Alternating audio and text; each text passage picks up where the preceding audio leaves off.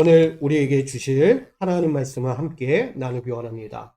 구약성경 시편 18편 46절로 50절까지의 말씀입니다. 구약성경 시편 18편 46절로 50절까지 한 절씩 교독하시고 50절은 합독하여 받들어 봉독하겠습니다. 여호와는 살아계시니 나의 반석을 찬송하며 내 구원의 하나님을 높일지로다.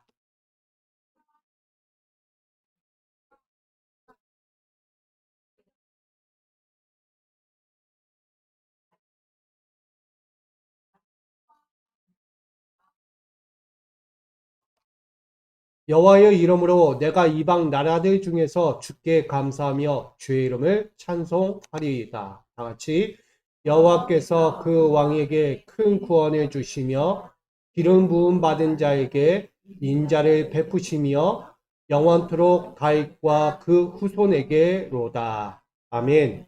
할렐루야. 여러분의 기업에 감사와 찬양이 넘쳐나시기를 축복합니다. 오늘 시편 18편 46절로 50절까지 말씀 가지고 살아계신 여호와께 감사하며 찬송하리로다 라는 제목으로 함께 은혜를 나누고자 합니다. 여러분, 감사와 찬양은 우리 기업 가운데 있어야 하는 것입니다. 왜냐하면 주님은 지금도 우리에게 그 가정의 기업, 내 사업의 기업, 내 인생의 기업 가운데 감사와 찬양을 끊임없이 베풀고 계시기 때문이에요.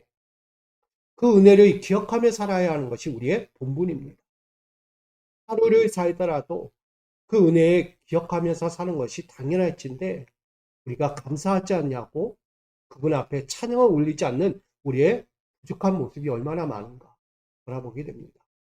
그런 의미에서 오늘 이 시편의 말씀, 다윗의 이야기를 통해서 나에게 베푸시는 그 삶의 환경 어디에서든 감사와 찬양은 멈추지 말아야 한다는 것을 다시 돌아보면서 함께 은혜를 나누고자 합니다. 여러분, 다윗의 인생에서 수식어처럼 따라다니는 한마디가 있다면 그것은 나를 구원하옵소서. 시편의 전체적인 맥락을 보게 되면 그의 입에서 늘 터져나온 것은 뭐냐면 아버지 하나님 만군의 여호와여 나를 구원하옵소서. 다윗은 어린 목동 시절부터 이스라엘의 새 왕으로 등극하면서까지 또한 그 이스라엘이 강대국으로 성장하며 성장하여 세워지기까지 그의 인생은 파란만장했다. 편안하지 않았다는 거예요. 순탄하게 그 왕권을 치리하며 인생을 살지 않았다는 거예요. 늘 역경, 또 역경, 또 역경을 겪어야 했던 다윗의 인생이었다는 것을 보게 됩니다. 늘 역경을 겪을 수밖에 없었던 그의 과거를 회상하며 그는 말하죠. 나를 구원. 늘 그의 곁에서 대적들이 항상 그의 숨통을 쥐어오고 있습니다. 가만 놔두지 않아요. 그 목숨을 노리려고 다가온다는 거예요. 더구나 그가 믿고 있던 사울의 손에서도 마찬가지였어요. 사울의 손은 뭐하고 있을까요? 그를 도왔을까요? 아니요. 그 또한 그 손은 그 다윗의 목숨을 해하려고 호시탐탐 노리고 있었다는 것입니다. 늘 다윗을 바라보면 욕심이 생기고 다윗을 보면 시기가 생기고 다윗을 보면 왠지 모른 악한 감정이 튀어나온 거예요. 그러니 그 다윗의 목숨을 호시탐탐 노릴 수밖에 없어요. 그가 왕이 된다고? 아니, 내 왕권을 그가 뺏은다고? 있을 수 없다는 거예요. 그러니 그를 죽여야만 하는 거예요. 그러니 다윗은 늘 편할 날이 없어요. 믿었던 사울, 더구나 그에겐 누가 있죠? 아들 압살롬. 자신의 아들조차도 그 목숨을 노리고 찾아온다는 거예요. 그렇게 다윗은 자신에게 수시로 닥쳐오는 위기 가운데서 세상적인 방법을 찾거나 전문 전략가들을 찾아서 자신의 위기를 모면하려 하지 않았다는 것입니다. 그는 늘 외쳤어요. 나를 구원하옵소서. 만군의 여호와. 여러분, 영화에 위대한 쇼맨이라는 영화가 있습니다. 보셨는지 모르겠어요. 위대한 쇼맨의 한 노래, 한 소절을 제가 봤더니 이런 구절이 있더라고요. From now on, 지금부터라는 가사의 제목입니다. 그 찬란하게 빛나던 태양이 빛을 잃으며 차갑고 매서운 바람이 휘몰아칠 때에 가시바닥으로 추락한 인생처럼 되었을 때 진짜 친구가 누구인지 알게 되었다는 가사가 있습니다. 저는 이 가사를 보면서 다윗을 보게 되었어요. 그 찬란하던 다윗의 인생이 한순간에 몰락하는 거예요. 주체할 수 없을 만큼 빛을 잃고 매섭고 추운 바람이 부는 인생으로 추락하고 있는 그의 모습을 떠올려 보게 됩니다. 그의 곁에 있던 신하들조차도 자신을 버리고 그를 외면했어요. 반란군이 되어서 그를 죽이려 합니다. 믿고 있던 사울도 그의 아들도 자신에게 찾아오는 건 자신을 몰락시키는 인생으로 만들고 있다는 거예요. 그때 그는 고개를 돌려봐도 아무도 그를 도울 자가 없었다는 거예요. 오늘 마지막 한마디가 뭐라고요? 진짜 친구가 누구인지 알았다는 거예요. 다윗에게는 진짜 친구가 누구죠? 여호와 하나님. 그게 진짜 친구는 여호와 하나님 외에는 없었어요. 믿고 있던 모든 사람들이 자신의 친구고 자신을 도와주고 자신을 함께 할 줄 알았는데 없었다는 거예요.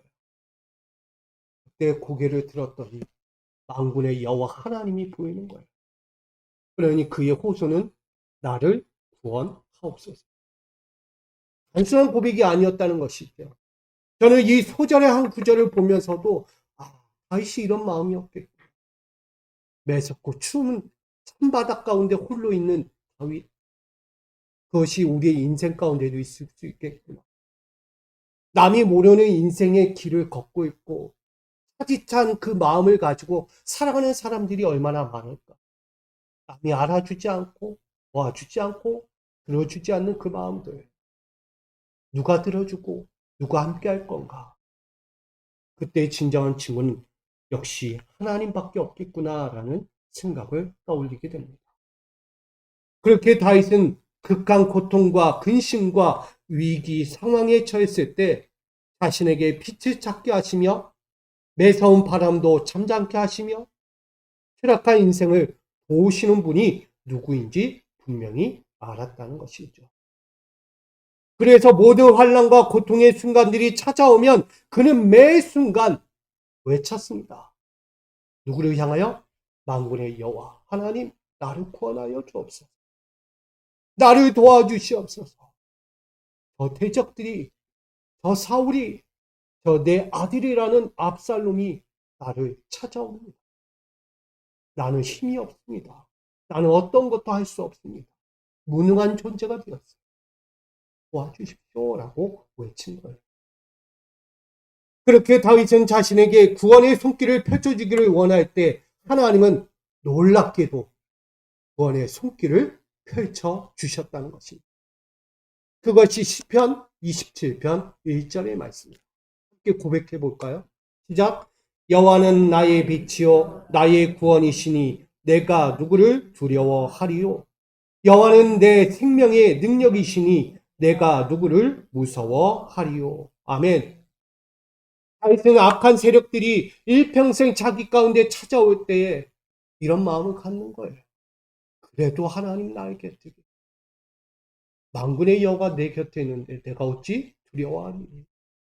그분과 함께하면 내가 거친 비바람이 몰아치는 홀로 있는 땅바닥 광야 같은 인생에 살지라도 난 행복해. 기뻐 즐거워하는 거예요. 여러분, 악한 세력들은 일평생 잘 보세요. 악한 세력들은 일평생 뭐 할까요? 세상에서 악의를 품고 살아가요. 악한 자는 악의를 품고 살아가겠죠. 부당한 도전으로 득세하려고 합니다. 그러나 다윗처럼 하나님의 마음을 가지고 선한 은혜를 가지고 살아가는 자들은 다르겠죠. 늘 순결하려고 하고 거룩하려고 하고 정의롭게 하려고 의롭게 살려고 노력한다는 거예요. 삶이 바뀌어요. 삶이 다른 거예요. 악한 세력과는. 그렇게 순결한 신앙으로 어떤 상황에 갈등이 찾아오고 대립적인 인생이 찾아와도 그 가운데서 견뎌낼 수 있다는 것입니다. 하나님은 그렇게 비탄한 다윗 가운데 찾아오셔서 악한 세력과 세상 앞에 있는 그를 무릎 꿇지 않게 한다는 거예요. 비굴거리지 않게 한다는 거예요. 다윗을. 우리 인생 같으면 어떻게 해요? 무릎 꿇을지 몰라요. 때는 내가 살기 위해서 비위를 맞춰가 있지도 몰라요. 그러나 다윗은 그러지 않아요. 목숨이 간당간당하는 그 순간 가운데서도 대적 앞에 무릎 꿇지 않고요. 그들의 마음을 비위 맞춰가며 있지 않다는 거예요. 오로지 하나님께 손을 뻗었어요. 도와주십시오. 내 손아귀는 하나님 손에 달렸습니다. 내 목숨은 하나님의 손에 달렸다고 외친 거예요.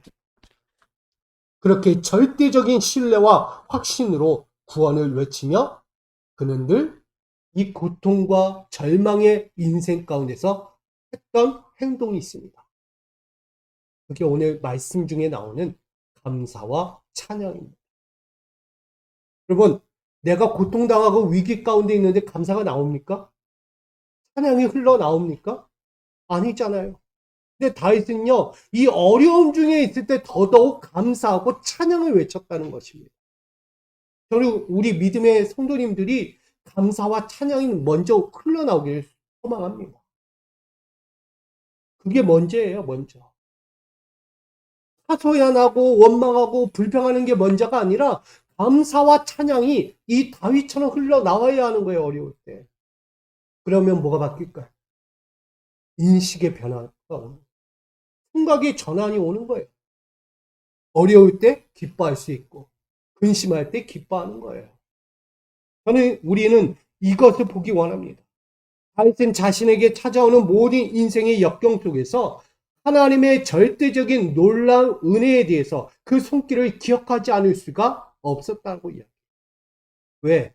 그가 어려움 중에 하나님은 내 옆에 계셨고 내 어려움 중에 하나님은 찾아오셔서 대적을 물리쳐 주셨기 때문이에요. 감사와 찬양은 그냥 나오지 않습니다. 경험되어질 때. 체험되어질 때 아는 거예요.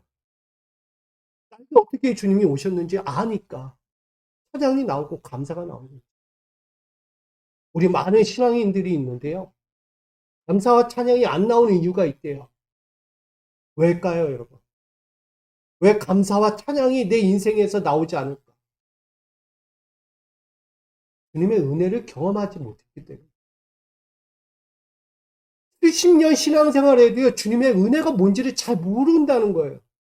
뭐가 주님이 나에게 주신 은혜인지, 체험적인 내 삶에서 어떻게 하나님이 역사하셨는지를 도저히 모른다는 거예요. 그래서 감사가 안 나와요. 그리고 기도가 안 나온다는 거예요. 기도를 해도 맹목적인 거예요. 공허한 기도, 하늘에 떠다니는 공허한 기도가 되는 거예요. 기도를 해도. 들지 안 들어질지도 몰라요. 확신 없는 기도. 매 순간 기도해도 공중에 떠다녀요, 기도가. 하나님께 상달이 안 되고. 그러니 응답 안 된다고 하는 거죠. 여러분, 다윗은요, 절대적인 하나님에 대한 신뢰가 있었어요. 내 목숨 내놔도요, 내 목숨이 어떻게 간당간당해도 하나님께 대한 신뢰가 있는 거예요. 이런 각오가 있어야죠. 죽을 테면 죽으리라. 라는 마음으로. 죽으면 죽으리라. 이런 마음으로 우리가 신앙생활을 해야 돼요. 근데 우리가 그런 생활을 안 한다. 내가 왜 죽어야 되는데. 그래서 오늘 본 10편, 18편은 이런 얘기예요. 하나님의 은혜의 손길을 모아라, 기억하라는 거. 여러분, 벌써 한 해 절반 가까이 왔어요. 2023년도. 살아오면서 우리는 어떤 은혜를 기억합니까? 많은 은혜가 있는데 기억이 잘 안 나요. 뭐였기에? 체험이 없어서 체험. 감정도 없고 뭔가의 도전도 없고 어떤 것에도 기억할 만한 게 없는 거예요. 하나님의 은혜. 왜? 내가 무감각하니까. 이미 주님은 주셨는데 그 은혜가 무감각한 거예요. 내가 영적으로. 우리 발견할 수 있기를 부탁드립니다. 주님의 은혜는 한없이 지금도 내려지고 있어요. 이곳 가운데도 그 은혜를 느껴야 돼요. 이제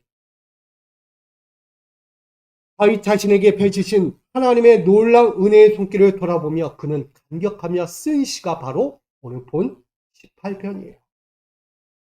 너무나 감격적인 거예요. 고백하지 않을 수 없는 감사와 찬양.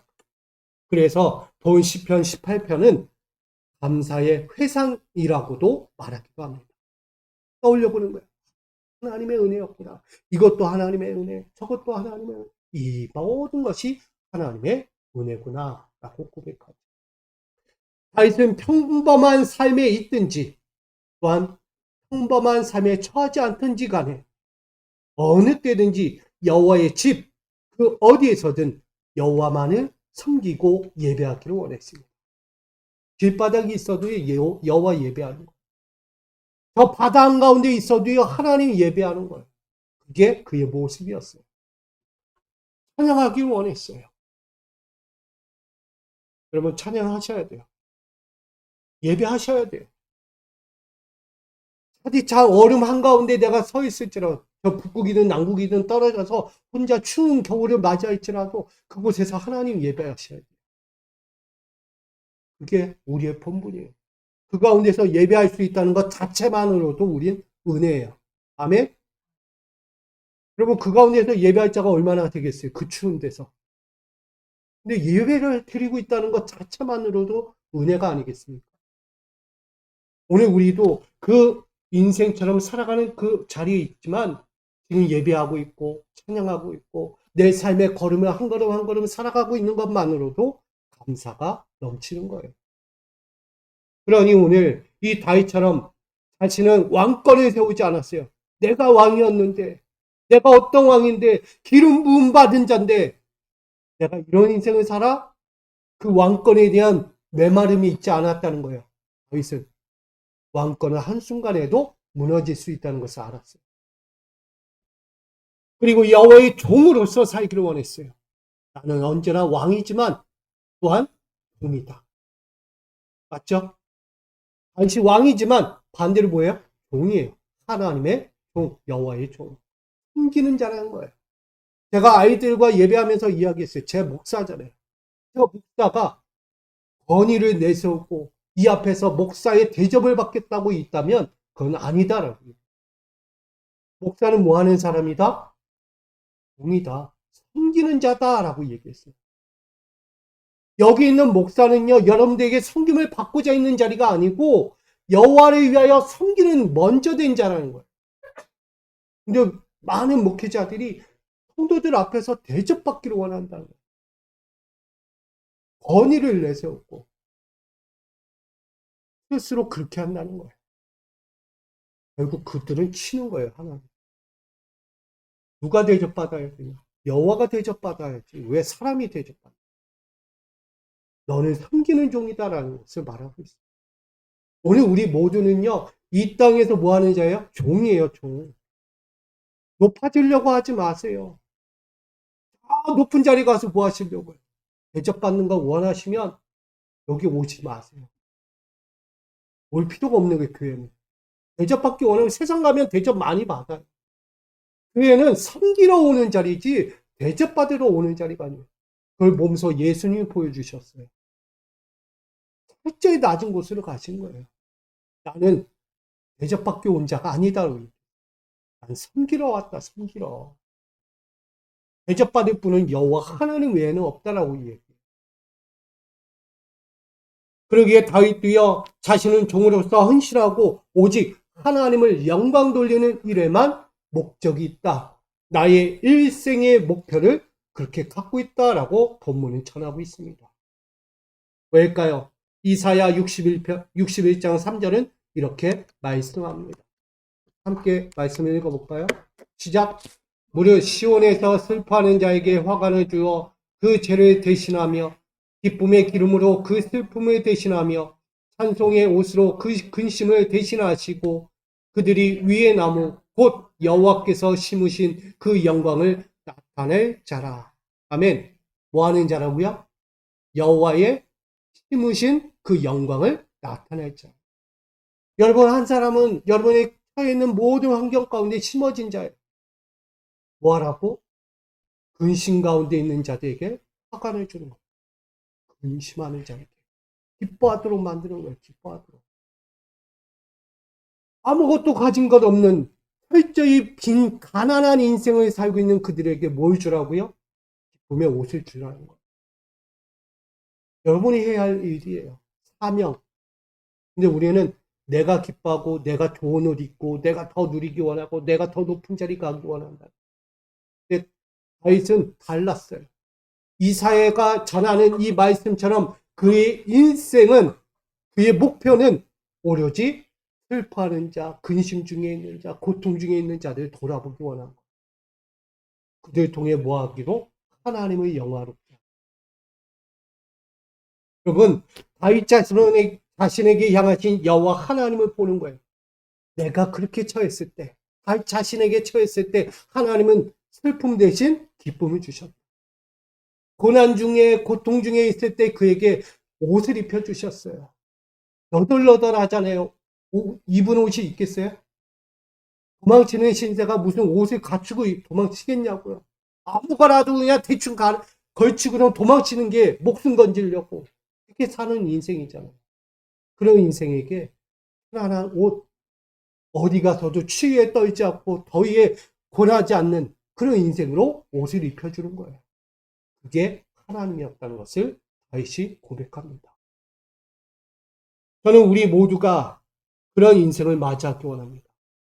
다윗에게 향하신 하나님, 그 하나님은 누구냐? 지존하신 하나님. 못할 일이 없는 분이에요. 언약을 지키시는 신실하신 하나님이세요. 다윗의 혈통을 통하여 뭘 이루시기 원해요? 먼 나라와 이방 민족까지 하나님의 나라를 세우기 원하시고 그 왕권이 무너지지 않게 하겠다는 것이 하나님의 약속이에요. 다윗, 너는 평생을 내가 도울 자, 너와 함께 할 거야 라고 말. 그리고 자기 백성을 구원하시는 하나님이라는 것을 이 다윗의 인생을 통하여 부르짖고 바라보게 하십니다. 여러분, 믿고 신뢰하는 이 인생, 그는 기억하고 있는 거야. 이 하나님이 그런 분이야. 지존하신 하나님, 살아계시고 역사하시고 언약을 시원치 않은 분, 반드시 이루시는 분, 그분이 나의 하나님이야. 그걸 고백합니다. 그러기에 다윗은 여호와께 향한 찬양의 마음으로 오직 여호와께만 감사하는 표시로 찬양을 이 시로 올려드리고 있는 것입니다.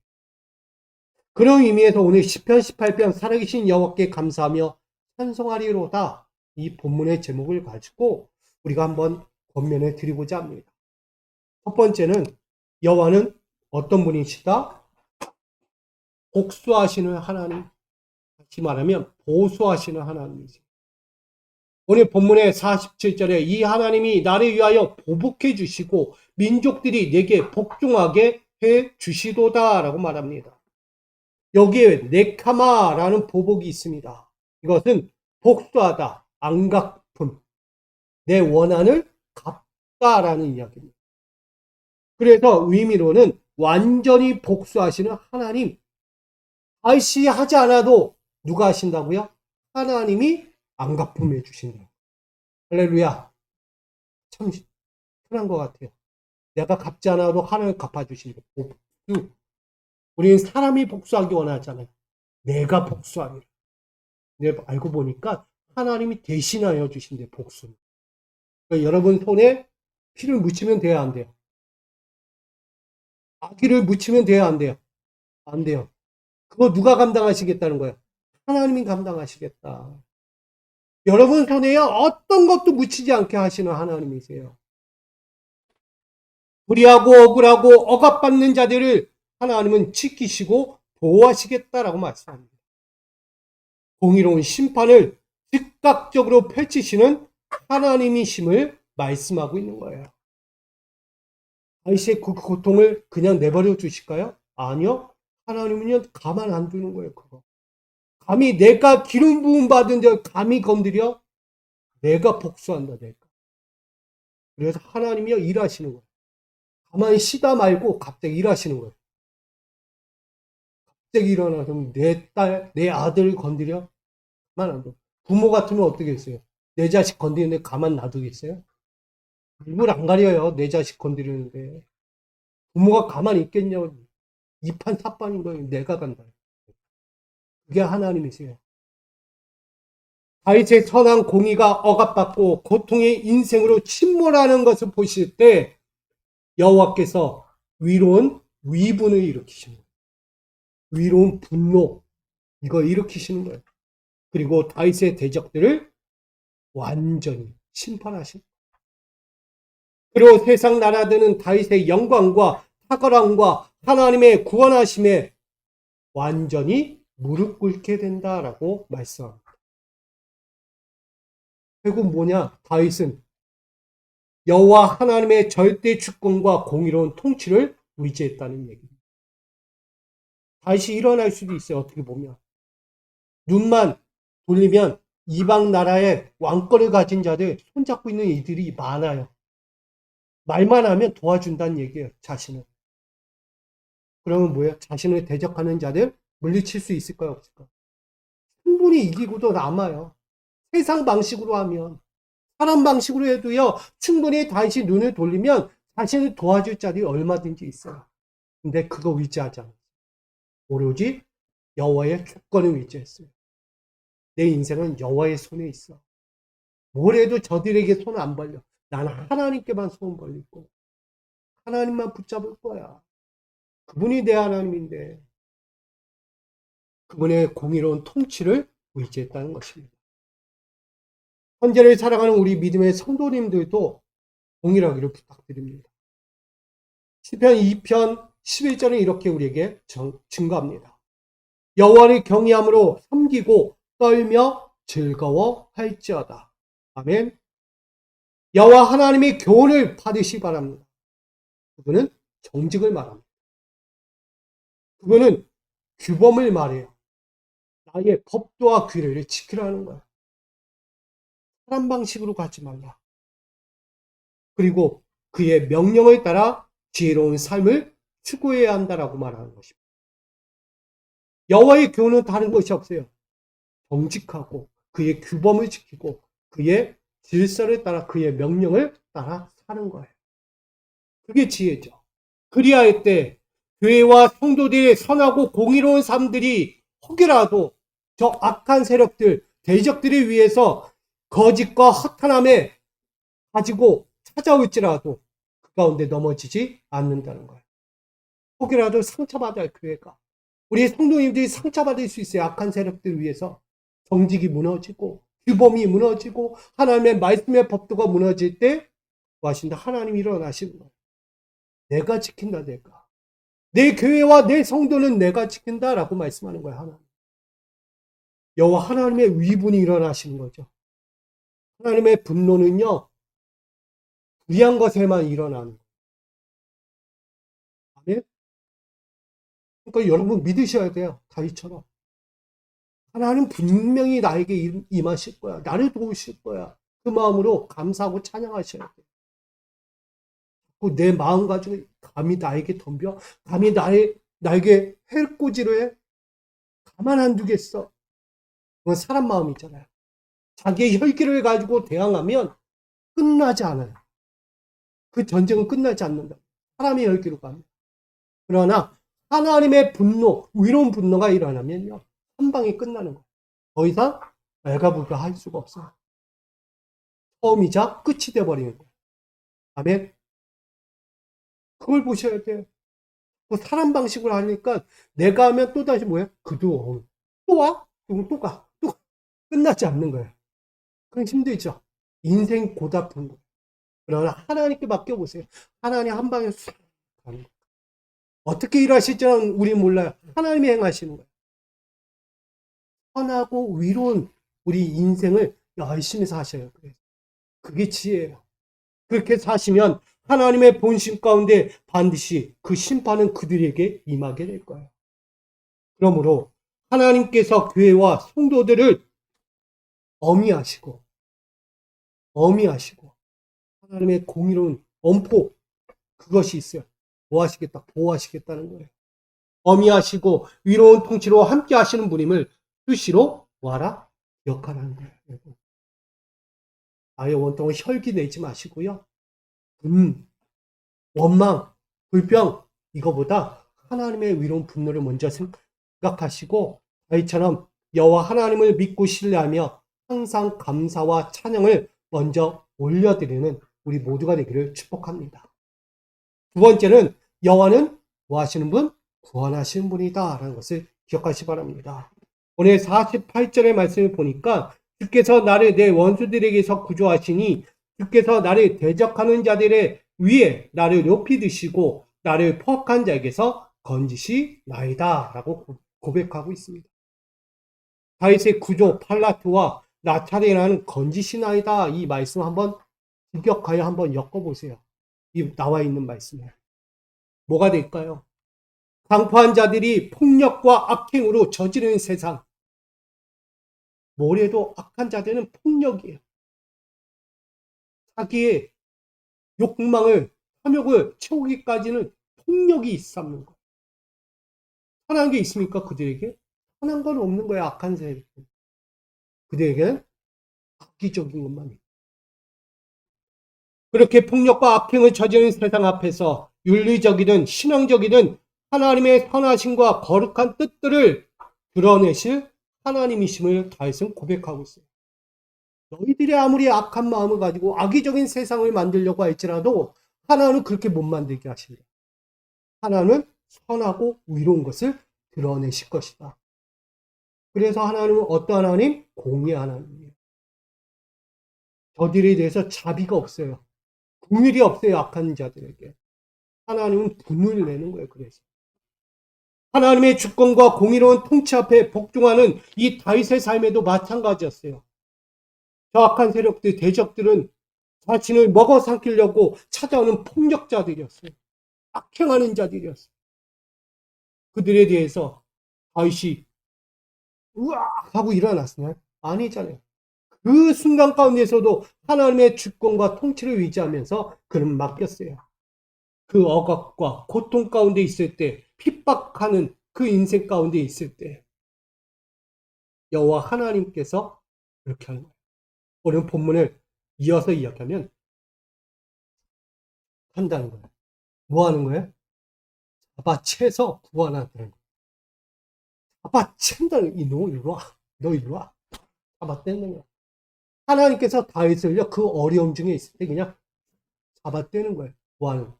그 대적자들 앞에서 구원하는 거예요. 얼마나 좋아요. 이 잡아채어 구원한다는 이 뉘앙스가 조금은 강제로 날 끌어가는 느낌처럼 보여요. 근데 그게 아니라 하나님이 보호하는 의미예요. 얼마나 나를 긴급했으면, 얼마나 긴박한 상황이었으면 그냥 잡아채서 구원하실까. 이게 하나님 마음이라는 거예요. 생명을 안전하게 보존하시며 구원하시는 하나님이 이 하나님의 강권적인 역사, 이것을 다윗을 통해 고백하고 있는 것입니다. 그러니 다윗은요 여호와 하나님의 즉각적인 구원의 손길을 잡아채어 구원한다는 이 의미로 쓰고 있는 것입니다. 여러분 현재를 살아가는 우리 믿음의 성도들 어떻게 해야 합니까? 시편 18편 16절 말씀이 이렇게 우리에게 증거하고 있습니다. 함께 읽어볼까요? 시작.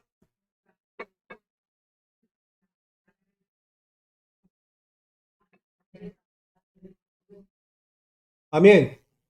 여호와 하나님은 어떤 분이신가를 분명히 증거하고 있습니다.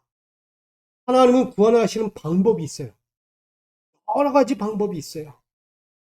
그 구원하신 방법은 감찰하시는 분이에요. 세밀하게 보시는 내 자녀들 한 사람 한 사람을 세밀하게 어떻게 살고 있는지, 어떤 공경에 빠져 있는지, 어떤 길을 가고 있는지 세밀하게 감찰하시는 구원하신 방법이에요. 그게 하나님의 눈에 떼지 않는다는 얘기예요. 내 자녀들을 향해서 위급한지 아닌지, 잘 가고 있는지 아닌지, 평화로운지 아닌지를 세밀하게 감찰하시며 보고 있다는 거예요. 그 하나님의 방법이 단순한 것 같아도요, 어마어마한 거예요. 여러분, 보실 수 있는 환경이 얼마나 됩니까? 여러분, 여기밖에 안 보이잖아요. 여러분, 눈으로 볼 수 있는 거. 그쵸? 근데 하나님은 어디까지 보실까요? 하나님은 어디까지 보실까요? 온 우주를 다 보세요, 한눈으로. 그 하나님이 여러분들 보고 계신 거예요. 여러분이 요 앞에밖에 안 보이잖아요. 건물 안 보이잖아요. 뒤에 뭐가 있는지 안 보이잖아요. 근데 하나님은요, 뭐가 있는지 다 보여요. 어디에 뭐가 있는지. 내가 이 뒤를 넘어가면 위험할지 안 위험할지도 다 보이시는 거예요. 감찰하시는 분. 그리고 하나님을 찾으세요. 부르신다는 거예요. 하나님의 음성이 있어요. 방법이에요, 하나님. 하나님의 음성이 여러분들 가운데 들려진 거예요. 그걸 뭐라고 이야기해요? 우리는 레마라고 이야기해요. 이렇게 부르짖는 음성. 내 자녀의 이름을 부르며 부르는 거예요. 사무엘처럼. 사무엘아, 사무엘아 부르시는 거예요. 뭐 하려고? 세우려고. 안전하게 하려고. 부르시려고 부르시는 거예요. 그렇게 영적인 시선과 청종하는 삶을 우리에게 요구하고 있는 것입니다. 다윗은 깨어 있었어요. 영적인 삶에서 하나님을 향한 시선이 멈추지 않았다는 거예요. 그리고 늘 귀가 열려 있었어요. 어떤 말씀을 하시든 들을게요. 하나님, 이 어려움과 공고한 인생에 내가 비바람치는 철저한 인생 가운데서 하나님, 내가 주님의 음성 들을게요. 하나님만 바라볼게요. 왜? 하나님은 나의 구원자십니까? 여러분, 그것이 우리에게 있기를 소망합니다. 교회와 우리 성도들은 그분 앞에서 순종하셔야 돼요. 순종을 안 해요. 듣기 싫거든요. 바라보는 것, 눈 맞추는 거 싫어요. 눈만 돌리면 더 좋은 게 많으니까, 더 좋은 세상, 더 좋은 누림, 내가 원하는 모든 것들이 펼쳐지는데, 하나님 보면, 왜 이렇게 답답한지 모르겠어요. 하나님은 즉각적으로 나에게 주시는 은혜가 별로 없는 것 같아. 나는 눈만 돌리면 내가 원하는 것 한 번에 얻는데, 언제 얻냐고, 하나님 보면. 그러니, 답답하니까 순종을 안 해요. 여러분, 순종하시기 부탁드립니다. 그리고 하나님 앞에 겸손하십시오. 겸손하지 않은 인생이 많아요. 다윗이 왕권이 가졌었잖아요. 그가 왕권을 가지고 자신의 서두에 이야기했지만 분명히 눈을 돌리고 이방 나라에 손 잡으면 충분히 이겨낼 수 있는 힘도 있어요, 다윗. 근데 하물며 왜 그가 그 모든 걸 뿌리치고 도망만 다녔을까? 생각해 보셨나요, 여러분? 왜 도망치는 신세가 됐을까? 결국 하나님을 보기 때문에. 그라는 존재, 그가 왕에 앉은 것도 다 하나님이었고, 그가 왕에서 쫓겨나 지금 이러한 비난의 비참한 인생을 처해도 하나님의 뜻이었다는 것을 그가 인정했기 때문이에요. 여러분, 고난에 처하는 것, 즐거움에 처하는 것, 하나님 뜻이에요. 내 인생 왜 이러냐고, 내 고통 왜 이렇게 가야 하냐고, 원망하지 말라는 얘기. 찬양도 있잖아요. 원망, 불평하지 마세요. 하나님 손에 있는 거예요. 그 하나님의 섭리하심을 누가 알겠어요? 하나님만 아시잖아요. 우리가 할 일은 감사하고 찬양하자. 그래도 감사, 그래도 찬양. 그게 우리 할 일입니다. 우리 교회와 성도들은 순종과 겸손의 헌신으로 위로운 삶에 대해서 멈추지 말아야 합니다. 세상의 군왕들이 거짓으로 탄압하며 부와 권력으로 폭력을 가하리할지라도 이해되십니까? 세상의 부와 권력, 폭력으로 우리를 가하리할지라도 나의 마음을 뺏어가려고 할지라도, 그게 다야 라고 거짓으로 우리를 미혹할지라도 우리는 넘어지면 안 돼요. 넘어가면 안 된다는 얘기예요. 오늘 말씀처럼 하나님만 바라봤더니 롬, 나를 구원하시는 분, 나를 높이 드시는 분이라고 해요. 롬, 나를 높이 드신다. 하나님을 의지했더니 저들보다 더 높게 하시네. 저들이 이제는 나를 보게 하시네.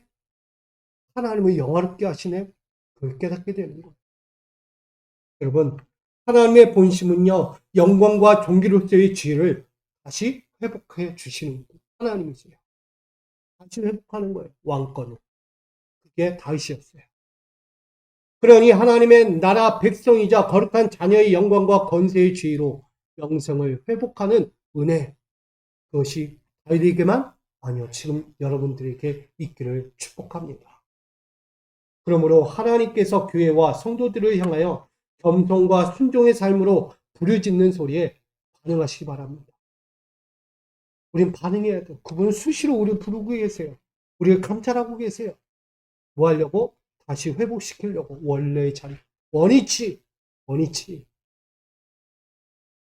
다윗처럼 여호와 하나님으로 말미암아 영광과 존귀의 지위를 회복하는 감사와 찬양 우리 가운데 있기를 다시금 축복합니다. 오늘 이것이 오늘 본문의 결론이에요. 살아계시는 여호와께 감사하며 찬송하리로다. 우리 시편 18편 50절 말씀에 다윗처럼 여호와께서 그 왕에게 큰 구원을 주시며 기름 부음 받은 자에게 인자를 베푸시며 영원토록 다윗과 그 후손에게로다. 아멘. 이 약속은요, 하나님의 절대적인 약속이 있다는 거예요. 뭐한 자기에? 이미 기름 부음 받은 자들. 하나님이 기름 부음 받은 자를 그냥 걷어낼까요? 아니요, 쉽지 않아요. 하나님도요, 자신이 세운 자를 쉽게 걷어내는 것은 쉽지 않다는 거예요. 엄청난 고민을 해야 돼요. 한 번 세울 때 그냥 세웠을까요? 쉽지 않아요.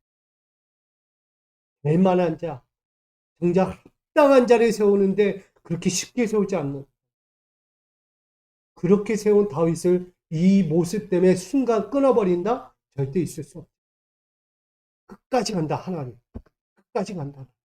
이 다윗과 끝까지 함께 간다, 나는. 그게 언약이잖아요. 그래서 그를 도우시는 거예요. 그래서 오늘 이야기한 보수하시는 하나님, 그를 구원하시는 하나님이십니다. 이 본문이 오늘 저와 여러분에게 있기를 소망합니다. 여러분 그냥 세우지 않았어요. 하나님 고심고심 이 자리에 교회를 세웠고 여러분을 세웠고 여러분과 함께 하시게 했던 거예요. 기억하셔요. 2023년 이제 5월 맞이할 거예요. 4개월이 지났지만 우리에게 아직 시간이 많이 남았어요. 뭐 하기 위해서? 살아계신 하나님이 누구인지를 세상에 전하기 위해서. 여러분 통해서 느끼게 할 거예요. 다윗을 통해서 온 세상 가운데 드러내게 있잖아요. 그것이 오늘 우리에게도 동일한 말씀입니다. 우리 모두에게 오늘 46절의 말씀처럼 여호와는 살아계시니 할렐루야. 여호와는 살아계십니다. 여호와 죽이지 마세요. 죽일 수도 없으면서 죽인다고 하지 마세요. 여호와는 살아계셔요. 그 살아계신 하나님이 나와 함께 하시고 여러분과 함께 하시고 이 교회와 함께 하시고 온 세상 가운데 온 우주 가운데 함께 하십니다. 또 하나님과 함께 여러분 승리하시고 날마다 세상 앞에 그 이름의 위엄을 온 천하에 전할 수 있는 감사와 찬양이 있기를 주님의 이름으로 간절히 축복합니다. 이렇게 인사하고 마칩니다. 살아계신 여호와께 감사와 찬양을 드립시다. 할렐루야. 감사와 찬양은 여러분 거예요. 여호와는 살아계십니다. 아멘. 사랑합니다. 주님, 살아계신 여호와께 감사와 찬양을 드립니다. 다윗의 인생에 찾아와 주시고 만나 주시고 그 인생에 참한 인생, 비탄한 인생 가운데 하나님은 다시 한번 고개를 들고 보수하시고 복수하시고 회복하여 주시고 다시금 그 인생 가운데 구원의 노래를 부르게 하셨습니다. 오늘 우리 사랑하는 자들에게도 그 보수하신 하나님, 구원하시는 하나님의 이름을, 그 위엄의 높고 높으신 이름을 찬양하고 감사하는 인생들로 끝까지 살게 하여 주시옵소서. 예수님의 이름으로 기도하옵나이다. 아멘.